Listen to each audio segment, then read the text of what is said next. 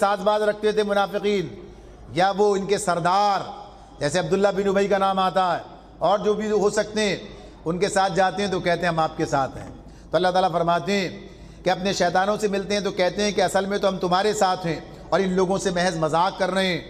اللہ ان سے مذاق کر رہا ہے، یعنی انہیں ڈھیل دیے جاتا ہے، پکڑتا نہیں ہے۔ تو فرمایا اللہ ان سے مذاق کیے جاتا ہے، وہ ان کی رسی دراز کیے جاتا ہے، اور یہ اپنی سرکشی میں اندھوں کی طرح بھٹکتے چلے جاتے ہیں۔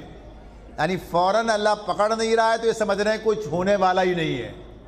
رسی دراز کرنے سے وہ اپنی پوری اور خرابی میں اضافہ کر رہے ہیں۔ فرمایا یہ وہ لوگ ہیں جنہوں نے ہدایت کے بدلے گمراہی خرید لی۔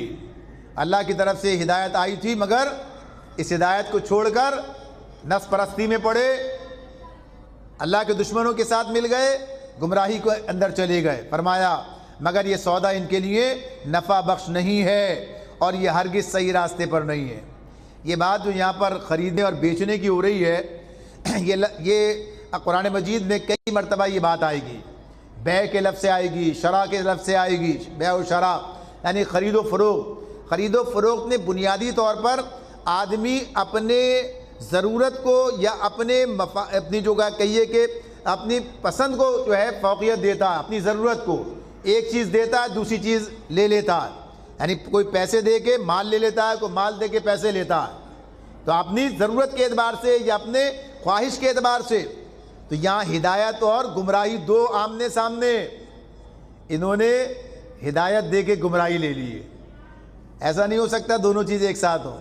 تو یہ کیسا سودا ہے؟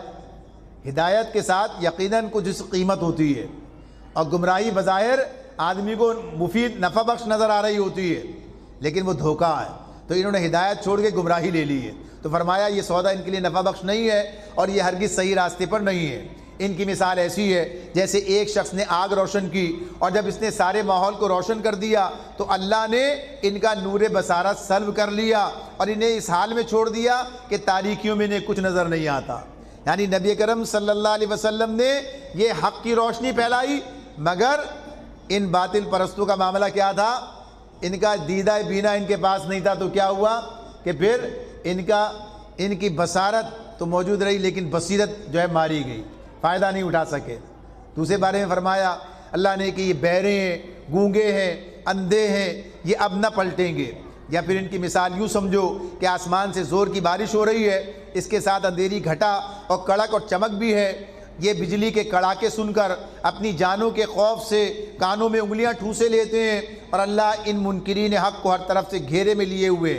چمک سے ان کی حالت یہ ہو رہی ہے کہ گویا عنقریب بجلی ان کی بصارت اچک لے جائے گی۔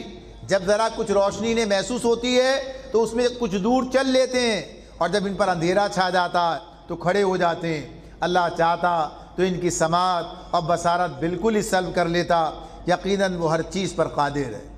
یعنی کچھ لوگ ایسے بھی تھے جب اچھے حالات ہوتے تو ساتھ، جب مشکلات آتی تو پیچھے ہٹ جاتے، کھڑے ہو جاتے، ٹھٹک جاتے، رک جاتے۔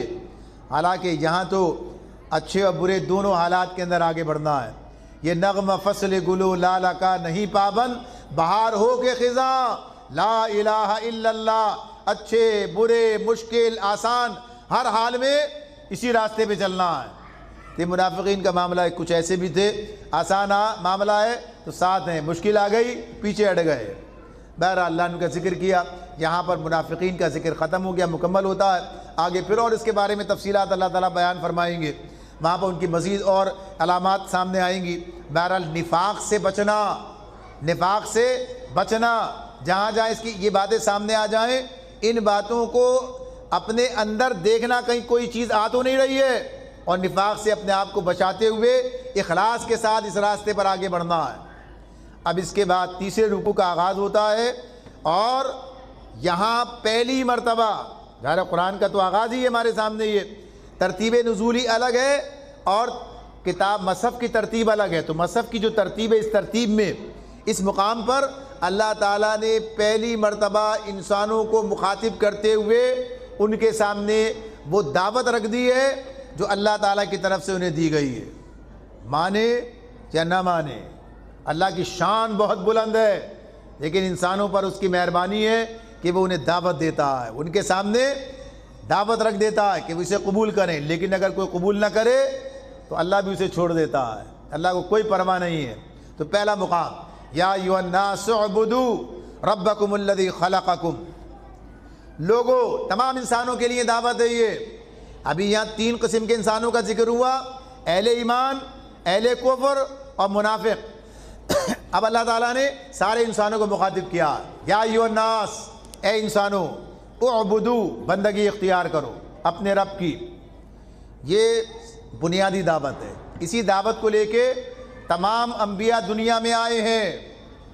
وَلَقَدْ بَعَثْنَا فِي كُلِّ أُمَّةٍ رَسُولٍ أَنِ اعْبُدُوا اللَّهَ وَاجْتَنِبُوا الطَّاغُوتَ، ہم نے ہر امت کے اندر رسول بھیجے جن کی دعوت کیا تھی؟ اللہ کی بندگی اختیار کرو اور طاغوت کی بندگی سے انکار کرو، اجتناب کرو۔ تو یہ مکمل بات تو آگے آئے گی، یعنی جہاں طاغوت کی تشریح بھی ہوگی اور اجتناب کی بات، یہاں بنیادی بات یہی ہے۔ یہ دعوت کیا ہے؟ یہ کہ اللہ کی بندگی، اور اللہ کی بندگی اسی وقت ہو سکتی ہے جب دوسری بندگیوں کا انکار کر دیا جائے۔ لا الہ الا اللہ، کوئی معبود نہیں، کوئی عبادت کے لائق نہیں، کوئی ہمارا الہ نہیں سوائے اللہ کے، ایک اللہ، باقی سب کا انکار۔ تو یہ کیا کہا؟ اعبدو، اللہ کی بندگی اختیار کرو۔ ابھی عبادت کی تشریح آپ کے سامنے تھی ایاک نعبد میں، کہ پوری زندگی، اپنی پوری زندگی اللہ کی بندگی میں، یعنی اللہ کی اطاعت میں دے دینا۔ اور یہ کب ہو سکتا ہے ممکن؟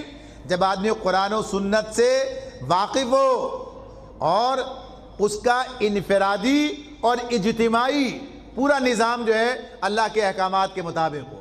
تو یہ بندگی جو ہے اپنی ذاتی زندگی میں نہیں کرنی ہے، بلکہ اپنی جماعتی زندگی کے اندر بھی، یعنی معاشرتی زندگی کے اندر بھی اللہ کی بندگی اختیار کرنی ہے۔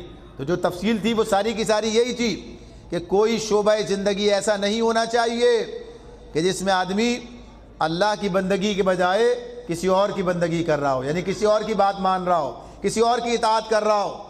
تو یہی چیز ہے جو ہمیں ہمارے سامنے آئے گی، ادخلوا فی السلم کافہ، پورے کے پورے اسلام میں داخل ہو جاؤ۔ غرض یہ تفصیل اللہ نے ہمارے سامنے رکھی ہے۔ تو یہاں بنیادی بات ہے عبادت، کس کی؟ اللہ کی، اور یہی زندگی کا مقصد ہے۔ وما خلقت الجن والانس الا لیعبدون، ہم نے جنوں اور انسانوں کو اس کے سوا اور کسی کام کے لیے پیدا نہیں کیا کہ وہ ہماری عبادت کریں۔ اور یہ عبادت کا مطلب یہ ہے کہ پوری زندگی اللہ کی اطاعت میں دے دیں۔ لہذا اسی لیے کہا گیا زندگی آمد برائے بندگی، زندگی بے بندگی شرمندگی۔ تو آدمی پوری زندگی میں اللہ تعالیٰ کی فرما برداری اختیار کرے، اور یہ سیکھنے کے لیے ہم یہاں بیٹھے ہیں۔ اللہ تعالیٰ فرماتے ہیں لوگوں بندگی اختیار کرو اپنے اس رب کی جو تمہارا اور تم سے پہلے جو لوگ ہو گزرے ان سب کا خالق ہے۔ تمہارے بچنے کی توقع اسی صورت سے ہو سکتی ہے، یعنی آخرت میں برے انجام سے اور دنیا میں غلط راہوں سے۔ فرمایا وہی تو ہے جس نے تمہارے لیے زمین کا فرش بچھایا۔ اب اللہ اپنے کمالات، اپنے احسانات بار بار آئیں گے ہمارے سامنے۔ کیوں اللہ تعالیٰ کیوں گناتا ہے؟ اس لیے گناتا ہے کہ یہ نعمتیں اللہ نے دی ہیں، کسی اور نے نہیں دی ہیں، کہ تم اللہ کو چھوڑ کر ان کی بندگی کرنے لگو، تم ان کی پرستش کرنے لگو، تم ان کے مطیع فرمان بن جاؤ، تم ان کی اطاعت کا قلادہ اپنے گردن میں ڈال لو۔ نہیں، یہ سب اللہ نے دیا ہے اور تمہارے لیے، یا تم اپنے اللہ کو چھوڑ کے کہاں جا رہے ہو؟ ادھر آؤ۔ تو فرمایا اس نے وہی تو ہے جس نے تمہارے لیے زمین کا فرش بچھایا، آسمان کی چھت بنائی، اوپر سے پانی برسایا، اور اس کے ذریعے سے ہر طرح کی پیداوار نکال کر تمہارے لیے رزق بہم پہنچایا۔ پس جب تم یہ جانتے ہو تو دوسروں کو اللہ کا مد مقابل نہ ٹھہراؤ۔ یعنی دنیا میں کوئی نہیں جو یہ کہے کہ کام وہ کرتا ہے، یا اس کا کوئی معبود، کوئی دیوتا، کوئی فلاں کرتا ہے۔ مشرکین مکہ بھی یہ بات جانتے تھے، مدینے کے لوگ بھی واقف تھے، یہ سب تسلیم کرتے تھے کہ اب کام اللہ کے ہیں۔